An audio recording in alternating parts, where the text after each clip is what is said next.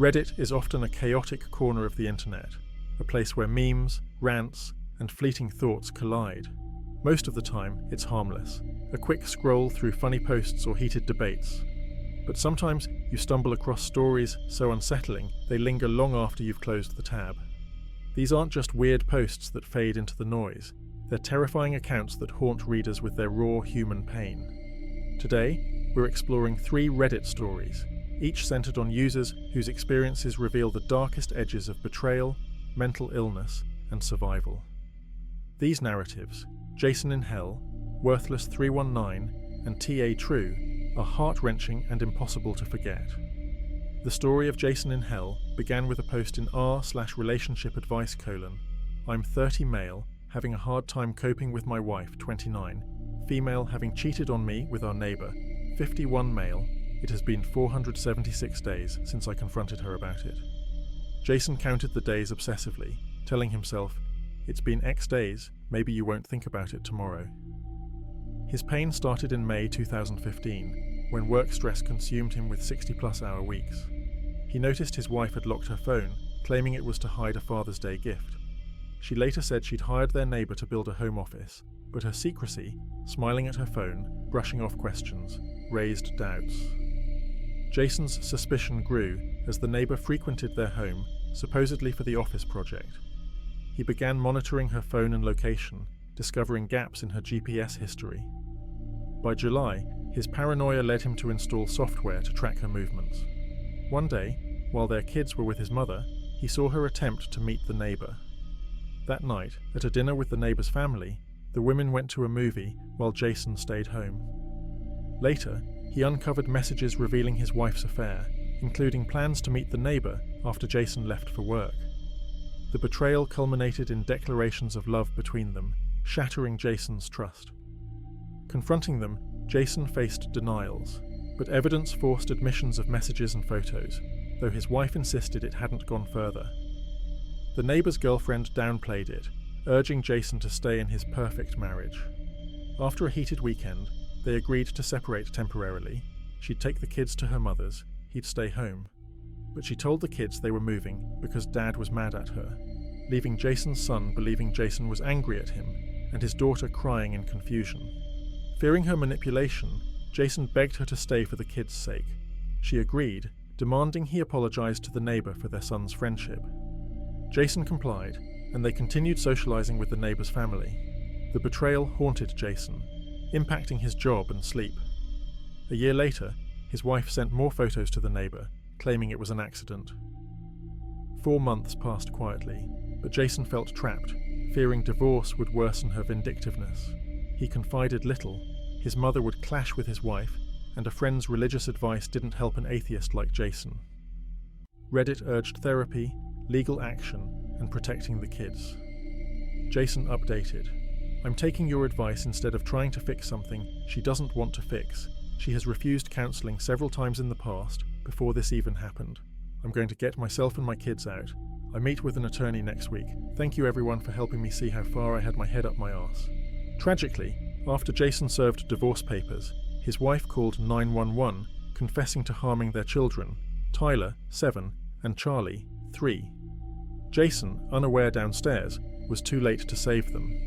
She survived, faced mental health treatment, and received a 120-year prison sentence. Jason vanished from Reddit, his account deleted, consumed by grief. 2 years later, he returned, saying he was doing better, but had bad days, relying on family and coping skills. Nightmares and fear disrupted his sleep, and he briefly turned to alcohol until family intervened. Hospitalized for bad thoughts, he embraced mental health treatment, urging others to seek help. He lost his job but later returned to work, nearly regaining his salary. On her sentence, Jason felt no punishment could undo his loss. He opposed harsher penalties, not wanting to give her what she sought, and questioned her claim of no regrets. His ex-in-laws worsened his pain, withholding property and complicating visits to his children's grave. Jason urged readers to cherish loved ones. Take the time to be with the ones you love. You never know what time will be the last time. His last words to his children, I love you, good night, I will see you in the morning, offered bittersweet comfort. His resilience showed grief's weight, but also human endurance. The user, Worthless319, offered a chilling glimpse into mental turmoil, starting in 2016 with a r/Buddhism post about suffering. He wrote, "The increase in worldly chaos is a reflection of my inner turmoil and recent failures. I am a messiah whose sole purpose is to elevate humanity's consciousness and avoid self-annihilation.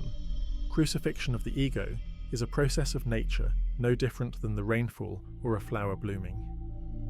He described a year of deep depression, fearing meditation would merge his consciousness with the Infinite One, causing intense suffering.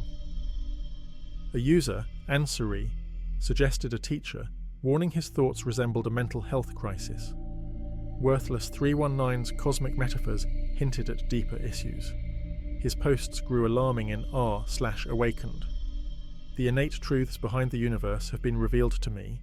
I have severely self to near death in the past, and I was awful at dealing with the pain." Referencing Be Here Now, he saw suffering as a path to enlightenment, like Christ's. He admitted to multiple psychiatric ward stays, feeling his core being was absent, lost in his ego. The community worried as he fixated on pain as divine. He later shared struggling with failure and humiliation, believing God commanded acts to avert global catastrophe, like nuclear war with North Korea. Worthless319's posts became frantic, describing spiritual and physical suffering as necessary for awakening. A compassionate user urged professional help, but he replied, "I really have no one to turn to. Most of my spiritual guides have rejected me as a psychotic. The only problem with me is my love for God, which must be medicated." He spoke of drugs aiding his quest for divinity. In a final post, he expressed fear of failing God's commands, planning a significant act for a Saturday. The community pleaded for him to stop, but Saturday passed without word. A user asked in r/morbid questions what happened, and Worthless319 replied, "Looks like he's just living life with his German Shepherd. I'm halfway across the country because I found someone that would murder me, so I opted out."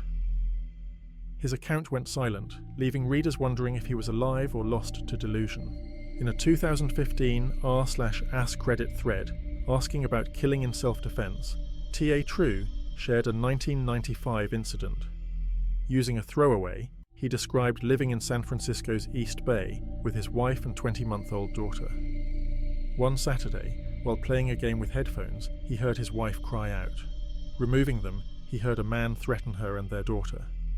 Instinctively, he grabbed a gun from his desk and went downstairs, finding his wife in distress, attacked by an intruder. He shot the man, stopping the assault. The first shot was fatal, though he fired again in panic. Handing his daughter to a neighbour who'd heard the shots, T.A. True returned to help his wife. Police scrutinised the shooting, questioning if it was excessive, but declined charges after confirming the first shot's lethality and the man's violent criminal history. The aftermath scarred T.A. True. He developed panic attacks from noise-blocking headphones, haunted by not hearing the attack. His wife struggled with severe trauma, unable to be alone for months or discuss the event years later. Their daughter, too young to remember, grew up with a stranger danger complex from her mother's paranoia. T.A. True regretted his honesty with police, which complicated the investigation, but the autopsy cleared him legally. These stories, Jason's loss, Worthless319's spiral, and T.A. True's survival, reveal Reddit as a platform for raw truths, from grief to delusion. Jason's plea to cherish loved ones, Worthless319's battle with his mind, and T.A. True's life-altering choice highlight human endurance and fragility. They're confessions and warnings, reminding us that behind every username is a person navigating their own hell. If these resonate, consider exploring similar accounts online. The internet holds countless tales, each a testament to the haunting reality of being human.